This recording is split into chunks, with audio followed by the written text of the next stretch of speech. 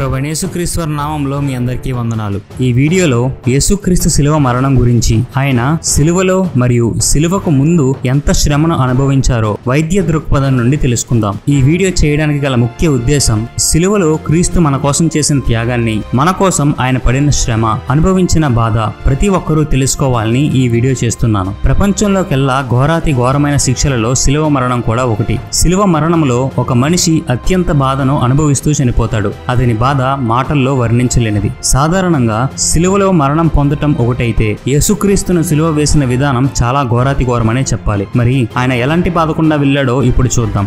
ఎప్పటి నుండో యేసుక్రీస్తుని చంపాలని శాస్త్రులు, ప్రధాన యాజకులు ఎదురు చూస్తున్నారని, ఇస్కరియోతు యూదా క్రీస్తును వారికి అప్పగించడానికి ఒప్పందం కుదుర్చుకున్నాడని మనకందరికీ తెలిసిన విషయమే. క్రీస్తు తన శిష్యులతో పస్కాను భుజించిన తరువాత ప్రార్థన చేయడానికి తన శిష్యులను వెంటబెట్టుకుని ఒలీవల కొండ మీదనున్న గెత్సెమనే తోటకు వెళ్ళినప్పుడు, క్రీస్తు తన శిష్యులకు ప్రార్థన చేయమని చెప్పి తాను వారి వద్ద నుండి కొంత దూరం వెళ్లి ఎంతో వేదనతో తండ్రికి ప్రార్థన చేస్తున్నప్పుడు ఆయన చెమట రక్తం వలె బయటకు రావడం లూకా సువార్త 22వ అధ్యాయం 45వ వచనంలో మనం చూస్తాం.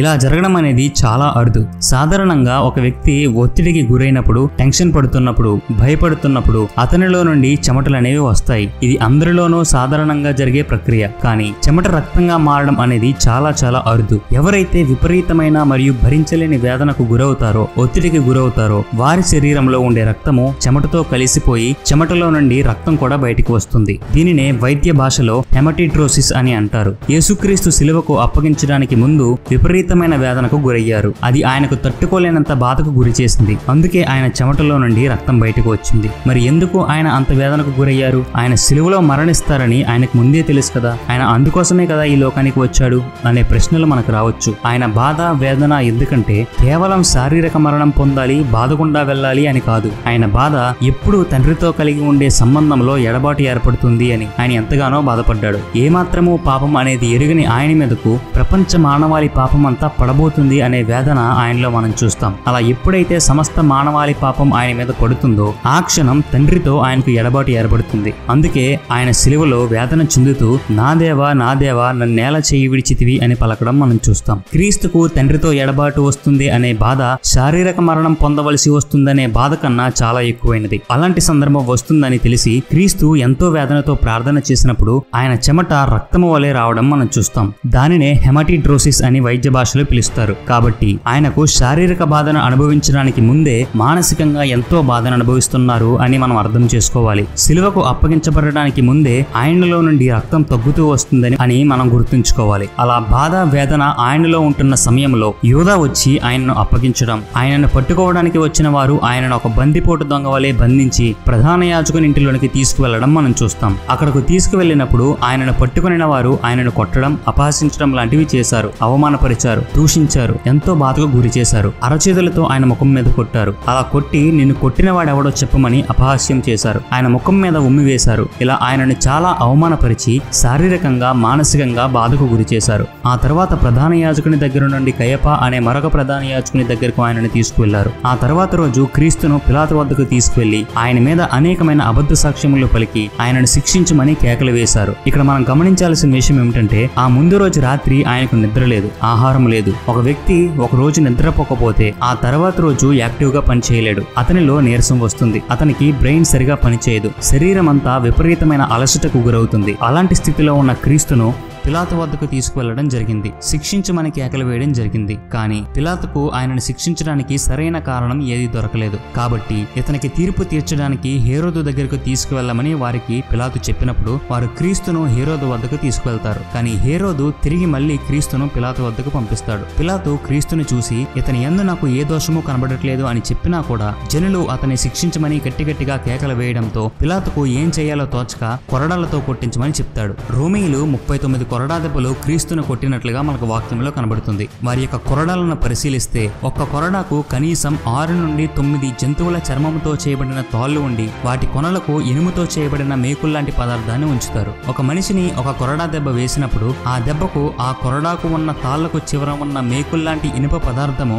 ఆ మనిషి చర్మములో గుచ్చుకుని మళ్లీ వెనుకకు లాగినప్పుడు ఆ చర్మము మాంసంతో పాటు చీరిపోతుంది. అంటే ఒక కొరడా దెబ్బ కనీసం 6 కొరడా దెబ్బలతో సమానం. అలాంటి కొరడా దెబ్బలు దెబ్బలు క్రీస్తును 39 కొట్టారు. మొదటిసారి కొరడాతో కొట్టినప్పుడు ఆయన చర్మంపై గాయాలవుతాయి. మళ్ళీ గాయమైన చోట కొరడాతో కొట్టినప్పుడు ఆ గాయము మరింత పెద్దదై శరీరం లోపలి భాగం వరకు మాంసంతో సహా చీరిపోతుంది. అలా 39 కొరడా దెబ్బలు కొట్టిన తరువాత క్రీస్తు శరీరము గాయములతో గుర్తించలేనిదిగా తయారవుతుంది. ఆయన చర్మము ఊడిపోయి తాళ్లలాగా వేలాడుతూ ఉంటాయి. ఆయన శరీరం అంతా భయంకరమైన గాయాలయ్యాయి. ఆయన చర్మము మాంసంతో సహా చీరిపోయింది. ఒక్క మాటలో చెప్పాలంటే ఆయన శరీరము దున్నబడింది. ఈ ప్రక్రియ అంతా ఒకసారి గమనిస్తే అప్పటికే క్రీస్తుకి నిద్ర ఆహారం అనేది లేదు. అప్పటికే నిద్రలేమి కారణంగా ఆయన శరీరం ఎంతో అలసటకు గురవుతుంది. ఆహారం లేని కారణంగా ఆయన శరీరము నీరసించిపోతుంది. నీళ్లు లేని కారణంగా ఒంటిలో నీటి శాతం తగ్గిపోయి శరీరము డీహైడ్రేషన్ కి గురవుతుంది. అలా ఉన్న పరిస్థితిలో క్రీస్తుని 39 కొరడా దెబ్బలు కొట్టారు. ఆయన శరీరము చీలిపోయింది. ఆ గాయాలలో నుండి రక్తం బయటికి పోవడం ప్రారంభించింది. అప్పటికే క్రీస్తు శరీరంలో చాలా వరకు రక్తం అనేది తగ్గిపోతూ వచ్చింది. ఒక మనిషి శరీరంలో రక్తం తగ్గిపోతే అతని శరీరము నెమ్మదిగా పనిచేయడం మానేస్తుంది. రక్తము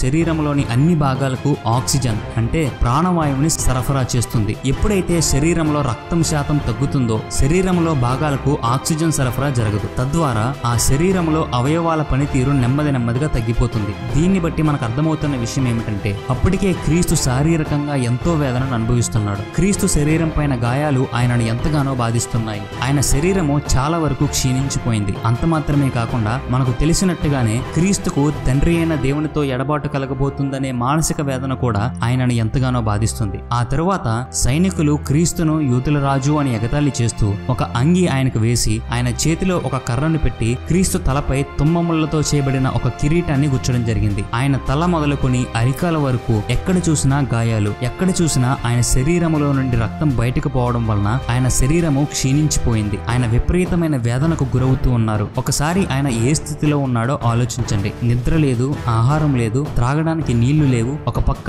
అవమానం, ఒక పక్క కొరడాలతో శరీరం దున్నబడింది, ఒక ప్రక్క తలపై ముళ్ళ కిరీటం, ఒక ప్రక్క శరీరంలో ఉన్న రక్తం బయటకు పోతుంది. దానితో ఆయన శరీరంలో ఉన్న అవయవాలు క్షీణించిపోతున్నాయి. ఆయన అవయవాలకు ప్రాణవాయువు అందటం లేదు. ఆయన గుండె పనితీరు తగ్గిపోతుంది. ఆయనకు ఊపిరి తీసుకోవడం కష్టమవుతుంది. ఇలాంటి పరిస్థితులు గుండా ఆయన వెళ్తున్నప్పుడు ఆయన ఎంతో మానసిక శారీరక వేదనను అనుభవించాడు. కేవలము నీ కోసము, నా కోసము.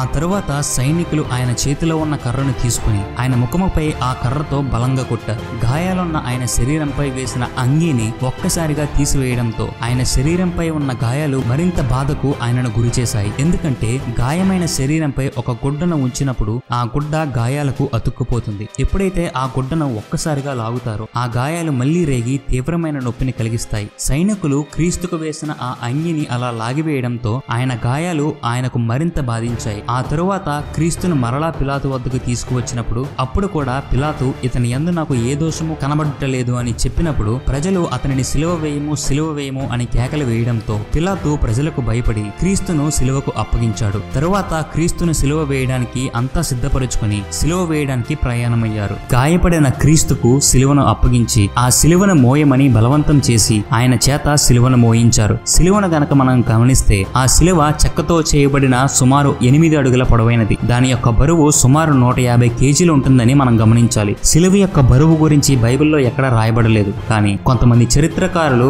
వారి యొక్క పరిశీలనలో ఈ విషయాలను చెప్పడం జరిగింది. సుమారు 150 కేజీల ఉన్న సిలువను సుమారుగా 600 మీటర్ల దూరము కొండపైకి తీసుకువెళ్లడం అనేది, అది కూడా శరీరంలో ఏమాత్రమూ బలం లేని వ్యక్తి మోయడం అనేది అసాధ్యం. అప్పటికే క్రీస్తు ఎంత బాధను అనుభవిస్తున్నాడో మనం చూసాం. ఆయన శరీరంపై ఉన్న గాయములు ఎంత ఘోరమైనవో మనం చూసాం. ఎప్పుడైతే అంత బరువైన సిలువను క్రీస్తు భుజములపై ఉంచారో అది క్రీస్తుకు అత్యంత బాధను కలిగించే విషయం. ఎందుకంటే మొదటిగా క్రీస్తు శరీరంలో బలం లేదు. ఆయన చాలా నీరసించిపోయి ఉన్నాడు. ముఖ్యంగా ఆయన శరీరం పైన గాయాలు అతనిని చాలా వేదనకు గురి చేస్తున్నాయి. క్రీస్తు సిలువను ఎత్తినప్పుడు శరీరంలో ఒక షాకింగ్ సెన్సేషన్ ఉంటుంది. ఆయన గాయములపై ఒత్తిడి ఎక్కువై ఒక ముళ్ళుతో శరీరంపై గుచ్చితే ఎలా ఉంటుందో అలాంటి బాధను క్రీస్తు అనుభవించాడు. ఎందుకంటే ఒక మనిషి బరువును ఎత్తినప్పుడు అతని శరీరంలో ఉన్న కండరాలపై ఆ ఒత్తిడి పెరుగుతుంది. ఒత్తిడి పెరిగినప్పుడు ఆ భాగంలో రక్త ప్రసరణ ఎక్కువగా జరుగుతుంది. అలా జరిగినప్పుడు ఆ మనిషి ఆ బరువుని ఎత్తగలుగుతాడు. కానీ క్రీస్తు విషయంలో అలా కాదు. ఎప్పుడైతే క్రీస్తు బరువుని ఎత్తడానికి సిద్ధపడ్డాడో ఆయన శరీరంపై ఉన్న కండరాలు అప్పటికే గాయాలై ఉన్నాయి కాబట్టి ఆ భాగంలో నుండి రక్తం మరింత బయటకు వస్తుంది. క్రీస్తు శరీరంలో గాయాలతో ఉన్నప్పుడు ఆ గాయాల నుండి విపరీతమైన బాధ కలుగుతుంది. అందుకే క్రీస్తుకు సిలువను అప్పగించినప్పుడు ఆయన చాలా సార్లు సిలువను మోయలేక కింద పడిపోవడంతో ఆ మార్గంలో వెళ్తున్న కురేనీయుడైన సీమోనును పట్టుకుని అతని చేత సిలువను మోయించి గొల్గొతా అనే స్థలమునకు చేరతారు. ఆ తరువాత సైనికులు ఆయనకు చేదుతో కూడిన ద్రాక్షరసాన్ని ఆయనకు పట్టించడానికి ప్రయత్నించినప్పుడు ఆయన దానిని తాగడానికి నిరాకరిస్తాడు. ఆ తరువాత క్రీస్తుని సిలువపై పడుకోబెట్టి ఆయన 2 చేతులకు పొడవాటి మేకులను కొట్టారు మరియు ఆయన 2 కాళ్లను దగ్గరకు పెట్టి ఆయన కాళ్లను ఆధారం చేసుకుని నిలవబడగలిగేలా కాస్త సౌకర్యాన్ని కల్పించే విధంగా పొడవాటి మేకును ఆయన కాళ్ళల్లో కొట్టారు. అలా కాస్త సౌకర్యం కల్పించడానికి వెనుక వాళ్లకు ఒక కారణం ఉంటుంది. అదేమిటో కాసేపట్లో చూద్దాం. సిలువ వేసిన విధానం ఒకసారి గమనిస్తే రోమీయులు సిలువ వేసేటప్పుడు 2 చేతులను తలకు పైగా పెట్టి మేకులు కొడతారు. అలా ఎందుకంటే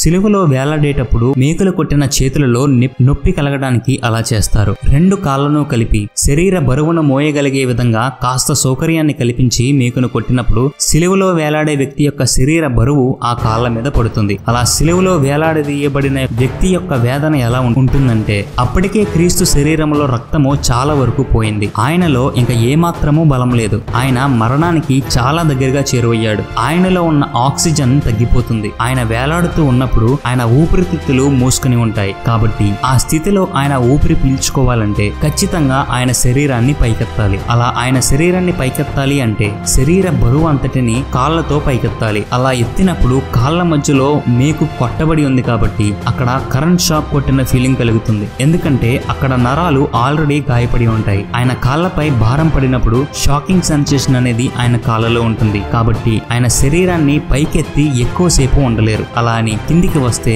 ఊపిరాడదు. మరియు ఆయన చేతులలో గాయాలు ఆయనని బాధిస్తూ ఉంటాయి. ఆయన సిలువలో ఉన్నప్పుడు అటు కాళ్ల మీద శరీర భారాన్ని ఉంచలేడు. ఉంచినా ఊపిరాడదు. ఊపిరి కోసం పైకి లేచిన కాళ్ళలో నొప్పి భరించలేరు. ఈ శ్రమ అనేది సిలువలో కొన్ని గంటల పాటు భరించాల్సి వస్తుంది. అందుకే క్రీస్తు సిలువలో దాహం అని పలకడం మనం చూస్తాం. అలా బ్రతకడం కోసం చేస్తున్న పోరాటంలో కిందకు పైకి లేస్తున్నప్పుడు రోమా సైనికులు వచ్చి కాళ్ళు విరగ్గొడతారు. అలా కాళ్ళు విరగ్గొడితే ఇక ఆ వ్యక్తి పైకి లేవలేడు. పైకి లేవలేనప్పుడు అతను ఇంకా ఊపిరి తీసుకోవడానికి అవకాశం లేక అత్యంత బాధను అనుభవించి చనిపోతాడు. రోమా సైనికులు క్రీస్తుతో కూడా సిలువ వేయబడిన వారి కాళ్లను విరగొడతారు. క్రీస్తు కాళ్లను విరగొట్టడానికి వస్తారు, కానీ ఆయన అప్పటికే చనిపోవడంతో ఆయన కాళ్లను విరగొట్టకుండా వదిలేస్తారు. ఆయన చనిపోయాడా లేదా అని చూడటానికి ఆయన పక్కలో బల్లెముతో పొడుస్తారు. అలా పొడిచినప్పుడు ఆయన శరీరంలో నుండి రక్తము నీరు విడివిడిగా కారడం మనకు తెలుసు. అది చూసిన రోమీయులు ఆయన చనిపోయాడని నిర్ధారించుకుంటారు. రక్తము నీరు కలిపి రావడానికి గల కారణం ఏమిటంటే